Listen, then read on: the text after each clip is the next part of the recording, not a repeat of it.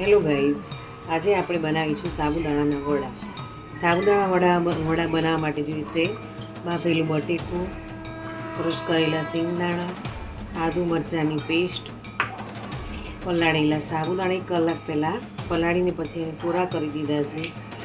પછી સિંગોડાનો લોટ અને બેઝિક મસાલા કે જે આપણે મરચું, મીઠું, હળદર જે વાપરીએ છીએ તે. જો ગાઈ શિવરાત્રિ નજીક આવી રહી છે એટલે આપણે કોઈ ફરાળી વાનગી ખાવી પડે, એટલા માટે હું તમને આજે એક ફરાળી વાનગી શીખવાડું છું.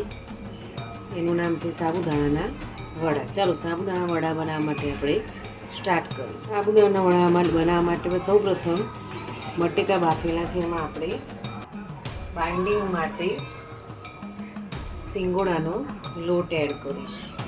બાઇન્ડિંગ એટલે આપણે તળીએ તારી વસ્તુ છૂટી ન પડી જાય એના માટે 3 ચમચી જેવો મેં સિંગોડાનો લોટ એડ કર્યો છે. જો જરૂર પડે તો તમે પછી અંદર એડ કરી શકો છો. હવે એમાં એડ કરીશું આપણે સાબુદાણા પલાળેલા એડ કરીશું, આદુ અને મરચાંની પેસ્ટ, લસણની, અને એડ કરીશું સિંગદાણાનો ભૂકો. તમે આમાં કોથમીર પણ એડ કરી શકો છો, પણ મેં અહીંયા એડ કરી નથી. જો કોઈને ભાવતી હોય તો તમે એડ કરી શકો છો. હવે એમાં એડ કરીશું બેઝિક મસાલા.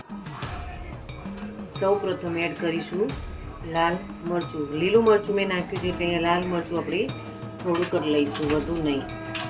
હવે એડ કરીશું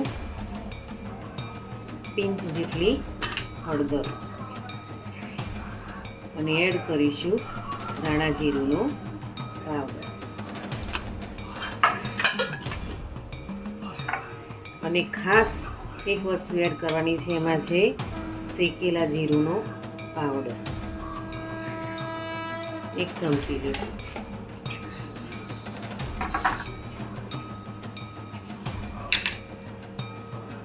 હવે એડ કરીશું મીઠું, સ્વાદ અનુસાર મીઠું. હવે આ બધી વસ્તુને આપણે મિક્સ કરી લઈશું.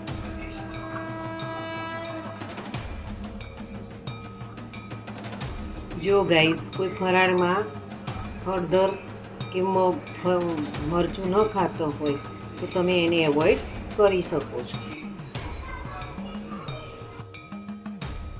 જો ગાઈઝ મેં અહીંયા લોટ બાંધી દીધો છે. હવે આપણે એક બાજુ તેલ ગરમ કરવા માટે મૂકી દઈશું. મેં અહીંયા તેલ ગરમ કરવા માટે મૂકી દીધું છે. હવે આપણે સાબુદાણામાંથી વડા તૈયાર. આ રીતના મેં સાબુદાણાના વડા મેં તૈયાર કર્યા છે. કોઈ ગોળ પણ વાળી છે, મેં વડાની રીતે તૈયાર કરી દીધા છે. હવે આ તેલ ગરમ થાય એટલે આપણે એમાં સાબુદાણાના વડા એડ કરીશું. જો ગાઈસ તમે પણ જરૂરથી ટ્રાય કરજો. બહુ જ સરસ અને ખાવામાં પણ મજા આવે છે. તમે પણ ટ્રાય કરજો ચોક્કસથી, અને મને કોમેન્ટ બોક્સમાં જણાવજો કે તમને મારી આ વાનગી કેવી લાગી. આવી રીતે આપણે બધા જ વડા તૈયાર કરીએ. ગેસ ઉપર આપણે હવે એને કરી લઈએ.